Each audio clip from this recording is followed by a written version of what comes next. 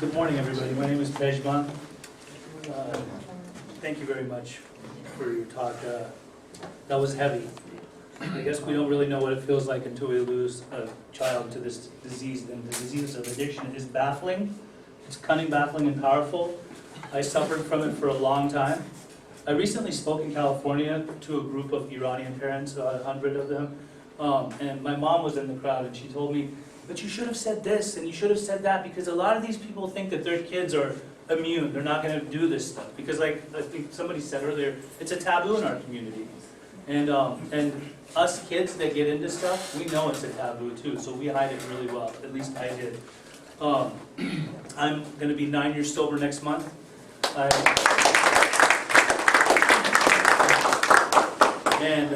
My addiction carried on for probably about 2 decades, over 20 years.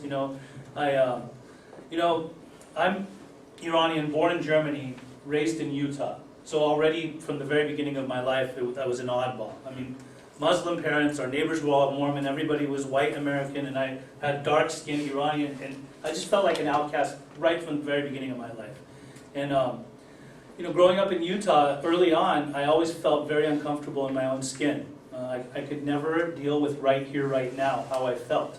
I felt like I did not belong, and I started experimenting with substances, things that you wouldn't think that kids would put inside their body at a very young age.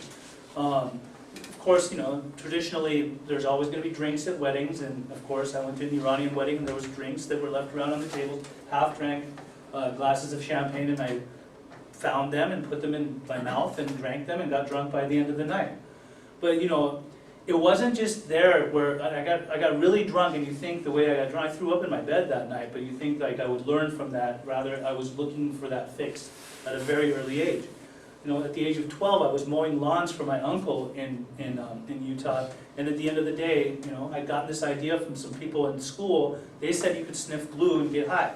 So I went into this shed, and I would take gasoline and sniff the gasoline to get high, which would take me out of my mind. Because I couldn't deal with right here, right now. Which, it's not normal, I don't think, for anybody to be sniffing gasoline to get high. But, and then there were other people in Utah too that kind of felt like outcasts as well, that were smoking weed behind the church. And that was this Mormon church behind the school where a few of us would congregate and go and meet, and we would smoke weed. So, this was an ongoing thing, and it wasn't like I was a complete full-blown drug addict overnight. What happened was, we had the opportunity of moving to California when I was 15 years old. I always wanted to get out of Utah. I just felt so out of place there. But when we moved to California, it was like I gravitated right towards people that were doing things. And by the age of 16, we had a so-called friend of mine whose dad was into cocaine. And we found, he was Iranian too. And his dad worked in the hotel industry. We found a jar of cocaine underneath his bed. And back then they didn't have Google, so we didn't know how to do this. We basically went off of what people had told us, but we were taking the cocaine, stealing some of his dad's cocaine, and rocking it up and smoking free-base crack cocaine at the age of 16. This is not normal. The reason my mom was telling me when I was talking in front of those people, she said, "You make it seem like you were the oddball. You make it seem like you were, they don't think their kids are like that." You have to understand something. When I was in Utah at a very young age, I took state champ in swimming. I was a swimmer. I played basketball. I was an artist. I was a lifeguard. I did a lot of different things in my life that most of your kids were involved in. My grades weren't the best. For some reason, I just did not do well in school, except for certain subjects. But I always felt less than. And so when we moved, at this time when we were growing up in California, my mom, we moved around a lot because she wanted me to have a better education, and we ended up in Irvine, California, where, when I was 17 years old, I had just gotten my driver's license, and I had an old Volkswagen Bug, and I piled a bunch of people into my car, a few friends of mine. We were going to school. I wasn't under the influence that morning. I was completely sober, although I had gotten loaded the night before. And while driving to school, out of nowhere, this kid came on, this 14-year-old kid came out of his bike in the middle of the street, and my car hit him and crashed into another car, and his body was flung over the top of this car and head first into the ground The kid didn't die automatically, but he had blood gushing out of his head. And, you know, I'm a 17-year-old kid. I get out and I go around the car and see this kid just laying face down. So this was a very traumatic experience for me. And what ended up happening was I rebelled against life. I just thought, like, this is, you know, God dealt me a bad hand. You know, I ended up committing other crimes, doing other stupid little things that ended up getting me thrown into juvenile hall. You know, 17-year-old Iranian kid in California in juvenile hall at this point.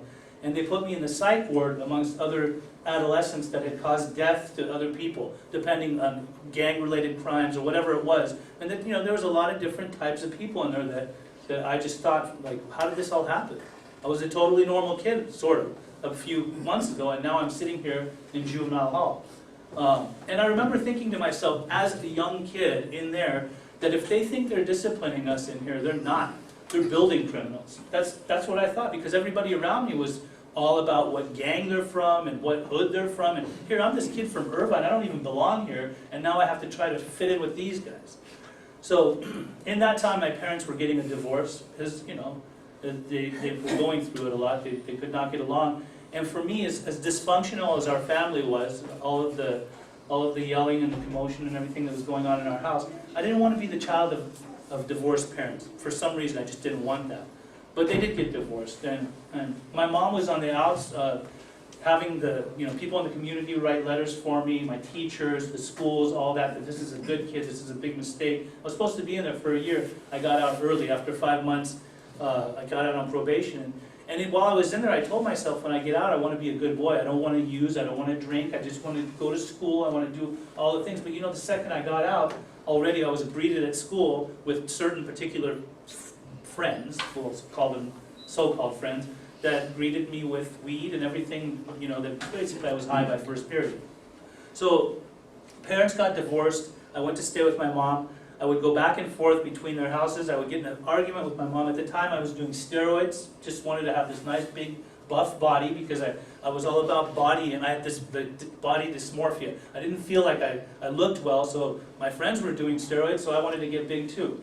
You know, and what had happened was I would go back and forth between my parents' house. I got into it with my dad once. He upset me. You know, he used to be very violent with me, and so I was violent back. Especially on steroids, you have mood swings, and I just lost it, and then I attacked him, which scared him, and he went back to Iran. Left me with a bunch of money, told me to go to Orange Coast College. My mom moved to Los Angeles at the time. So now I'm an 18-year-old kid raising himself.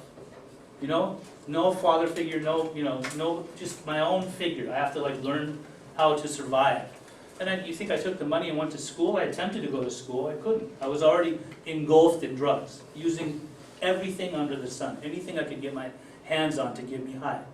And I took the money and I bought a bunch of drugs and started dealing drugs all throughout my 20s.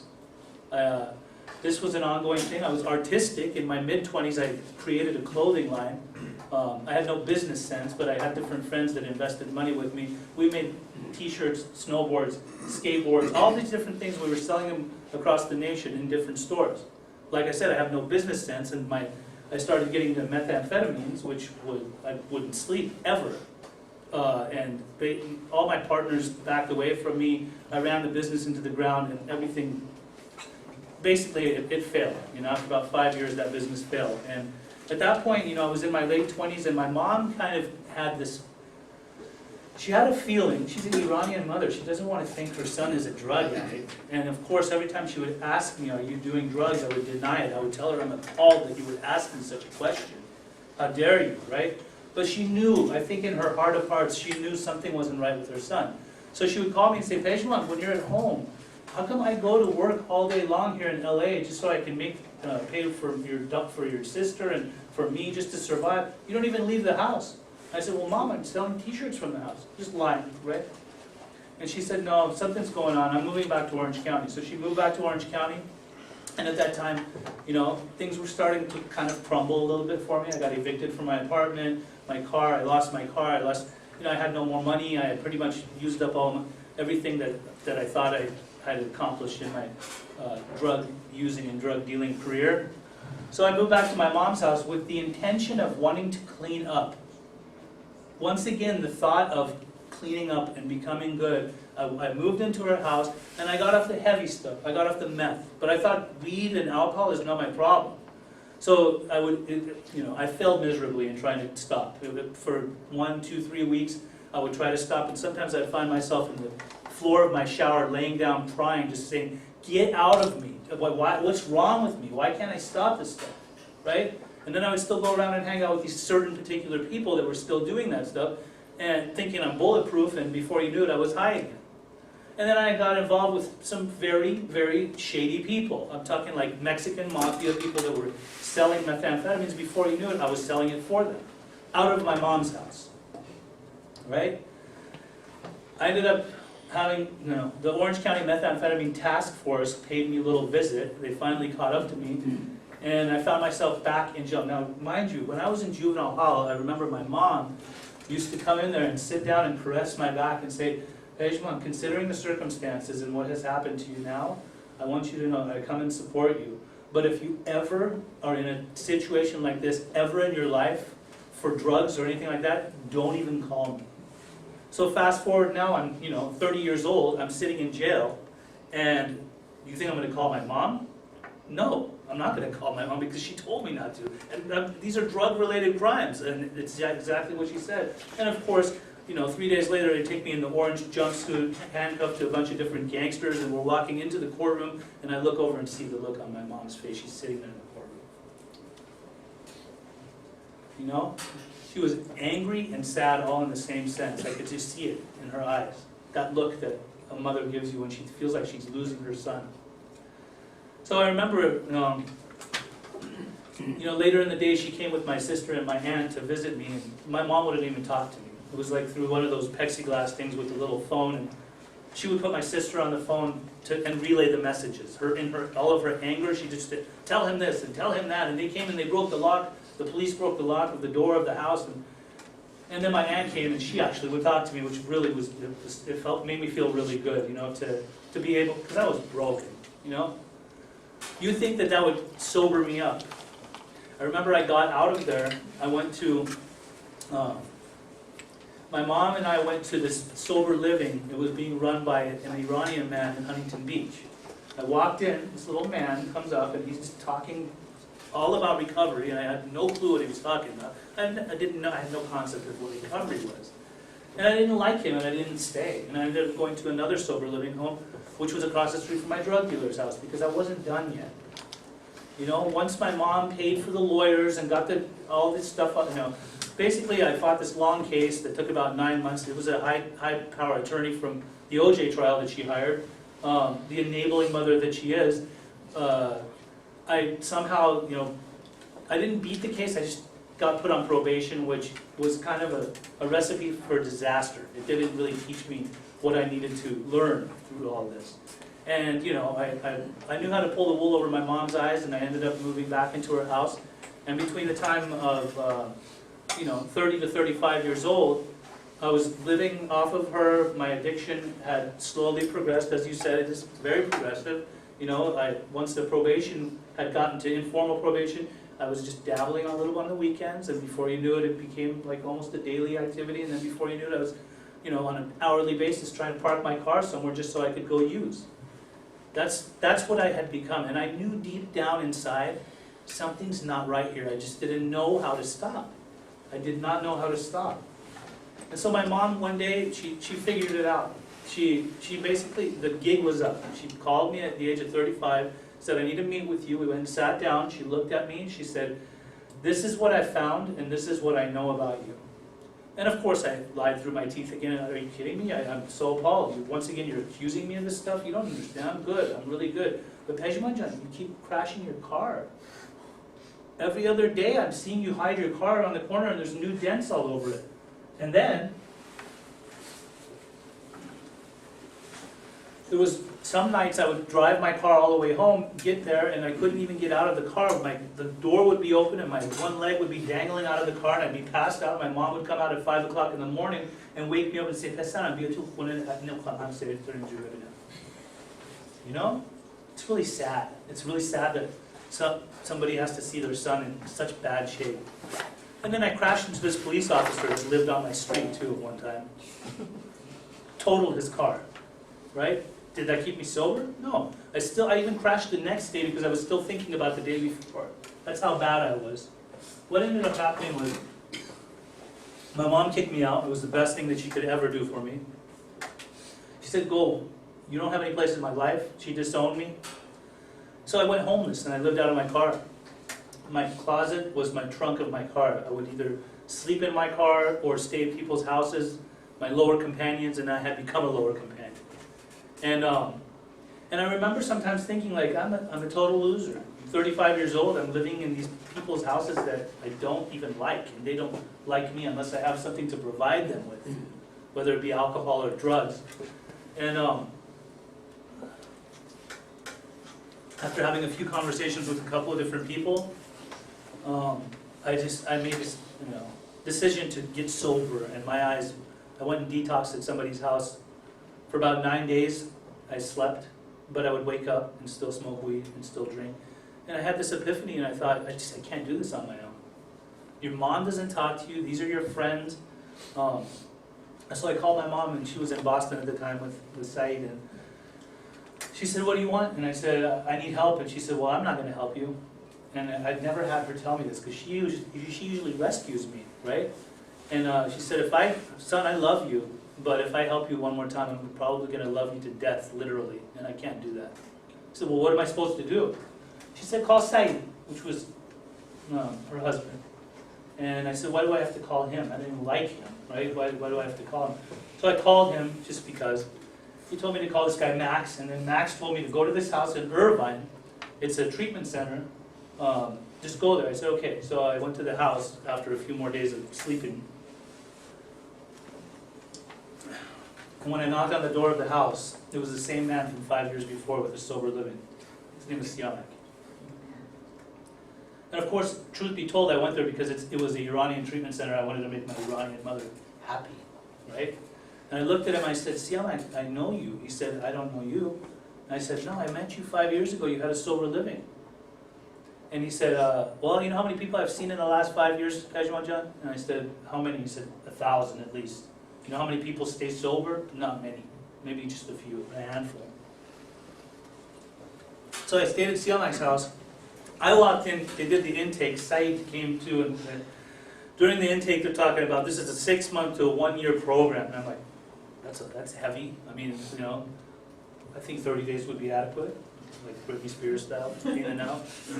And like I had a life. I'm living out of my car, and I'm trying to negotiate my time of being in treatment. So I ended up staying for 6 months. What had happened in there was 2 things that really opened my eyes. One was that I still had a reservation to use, but I told that deep dark secret to somebody else, and they told me their deep dark secret. And one night when the counselor found out, we were processed at a group that I lied through my teeth throughout that whole group. And I remember thinking, like, you're still doing it, you're still lying. Even in rehab, you're still lying. A few weeks later, but I told the counselor later that night, I told him the truth, which is something was really hard for me to do, was be honest with him and with myself. 2 weeks later, and my mom wouldn't visit me, and which was a good thing, because if she'd have come, I would have tried to fool her one more time, which was killing me. I was like a puppy dog. On visiting day on Sundays, I would look out the window and just wait for her car to show up, and she wouldn't come, and all the other people's parents would come see them, and I was dying inside. But when she came on this particular day. They had a family group where it was a whole bunch of Iranians all in a huge circle. And my counselor he told me we're going to do a psychodrama. And they took somebody's kid, a 12-year-old, put him on the ground, laid him down, and put a sheet over his body. And he said, this is going to represent the body of the kid that you had on the bike. Walk around the room, talk about that day, and tell us your experience and what had happened. It was like the most traumatic experience that happened to me in my life, and I've been masking my emotions and fear with drugs because I didn't know how to process any of this. So I walked around, I talked all about it. Then he said, now get down on your knees and put your hand on this is the corpse of David Lydell. And I put my hand on it, and he said, now tell him what you feel. And I told him, I'm so sorry that you lost your life because of, I can't believe that this had happened. And he said, okay, now tell him what happened to your life. I said, I don't have a life. I haven't had a life. I don't even know what having a life is. I said, so what do you want to do different? Are you ready to make a commitment? And this wasn't me to talk this way, but what came out of my mouth was I want to help every single addict, alcoholic, of every race, creed, and color and age that I come into contact with for the rest of my life. I'm thinking, did that just come out of my mouth? And then I thought for a second, my mom is sitting here, my sponsor's sitting here, all my peers are sitting here, my counselor's sitting here. If I lie one more time, if I don't keep my word, who am I? What am I? What am I all about? So I made the commitment, and the next day I felt like 1,000 pounds were lifted off my back. And I went to school. And I went to Saddleback College, and I graduated top of my class, 4.0 student. When I opened my computer one day, I looked at, it said Pejman Alagaman Dean's List. And I'm like, who's Dean? I don't even know.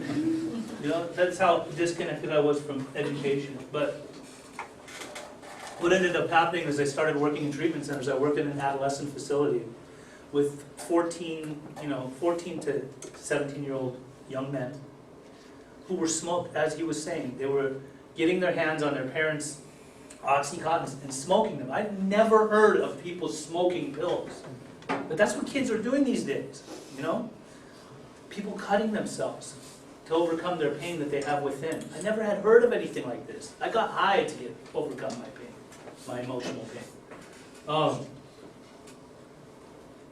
So basically working in that place was an eye-opening experience because there was a bunch of little Pejmans all around me that reminded me of me. And they were difficult, and we had power struggles. There was even a little Iranian kid in there that he got in my face a couple of times. And all I could tell him is I love you because I felt like I was looking at a little version of me. And after that I ended up working in a couple of different treatment centers, some high-end, some low-end. I was a sober living manager. I ran houses. I ran a house in Newport Beach for 2 years on the water. I could have never afforded to live in Newport Beach. It was a $2 million house this treatment center put me up in. And I watched 200 men come through that place, 200 different types of men. Guess how many stayed sober? One.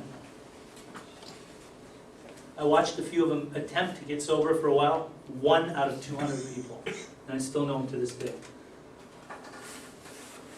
Then I moved to Los Angeles to open some high-end sober livings. One in Westwood, one in Bel Air. And everything that I had learned in all the different treatment centers that I worked in, I basically brought to the table. I was the program director, I was live-in. We had a very strict program. I did not mess around. We had all kinds of people come through, majority Iranian. Some very spoiled, rich, rotten brats from very wealthy families. They were the most difficult ones, were the ones that came from money. And what we did there was we would not allow anybody to have any kind of contact with the outside world. No Facebook, no television, no telephone, no texting, nothing. Until they were done with their 4th step, and I had to know who their sponsor was. I'm very tough. And I'll finish with this. There was this one kid that came through there. He was the most difficult person I've ever experienced in my life.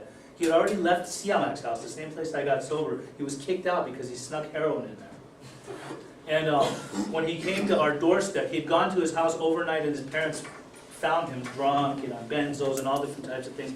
Brought him to LA, dropped him off on our front doorstep.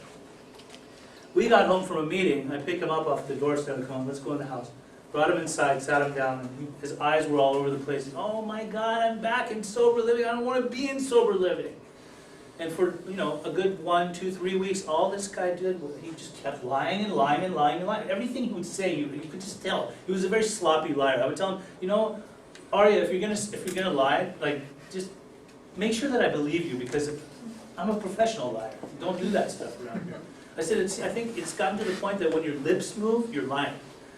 So one night, he was way out of line, and I sat him down and I said, listen, we're going to have we called them shotgun groups. Sometimes it was like a little mini process group. It was like 11 p.m. on a Saturday night. I said, sit down right here for a second. I go, tell me, I'm going to give you the opportunity and chance for once in your life to tell me the truth. And I'm just going to ask you one thing. If I could give you anything on earth right now, what would you want? He said, you want me to tell you the truth, Pejman? I would want to do heroin. I'd want heroin. I said, do you? Okay, let's go.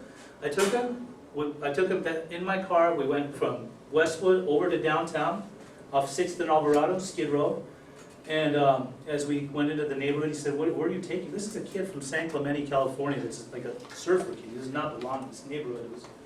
If you look at the neighborhood, it looked like the Night of the Living Dead. People staggering around. It was really bad, rough neighborhood. And he goes, what are you gonna do? I said, well, you wanted heroin, right? He goes, yeah. I go, then get out of my car. He said, you're gonna just drop me off here? I said, yeah, you want heroin? Go. So he got out of the car, went across the street, a bunch of guys came and surrounded him, and he started handing out cigarettes and just, Pej, please get me out of here. I got scared for it. I turned the car around and went over to him and rolled the window down. I go, what's up? He said, please take me home. I said, okay, get in the car. So we went for a drive. I go, listen, first of all, you don't have a home. The sober living home that you stay with at our house, we have rules. You follow the rules. You get honest with yourself. I said, he said, well, I mean, what is it going to take? And I said, it's going to take a lot. But you see all these people on the streets here?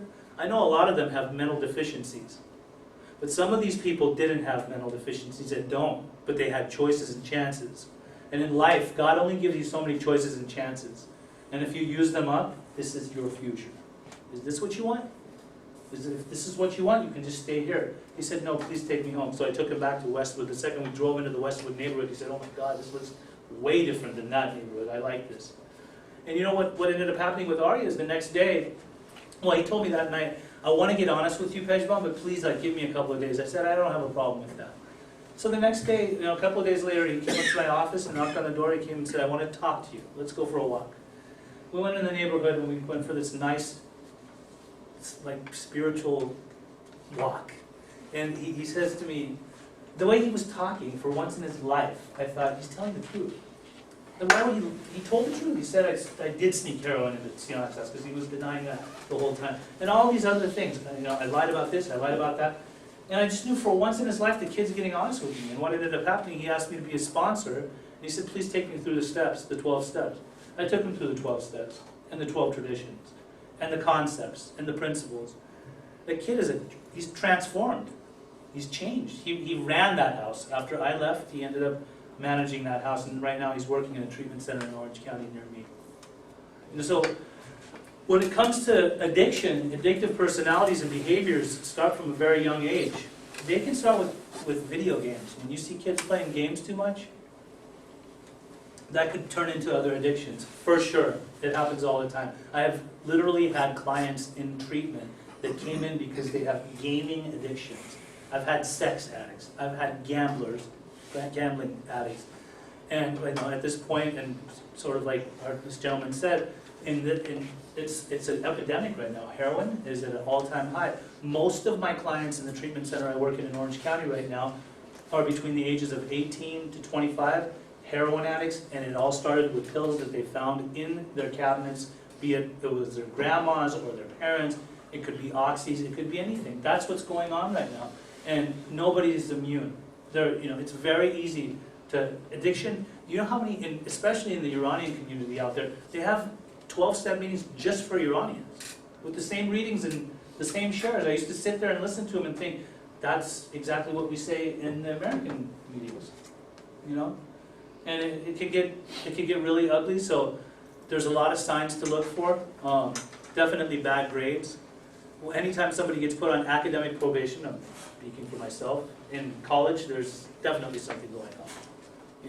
And that's what was going on with me. I got put on academic probation twice and then kicked out of art school. I'm an artist, so it says a lot. Thank you.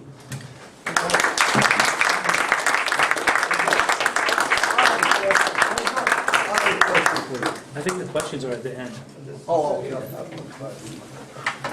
After Joey, if you have question, then after Joey makes this presentation, if you have question, you can ask. Hi, everybody. Is everybody okay? Need a break? Stand up and stretch for a minute? It's been an hour. Okay? Yes, sir.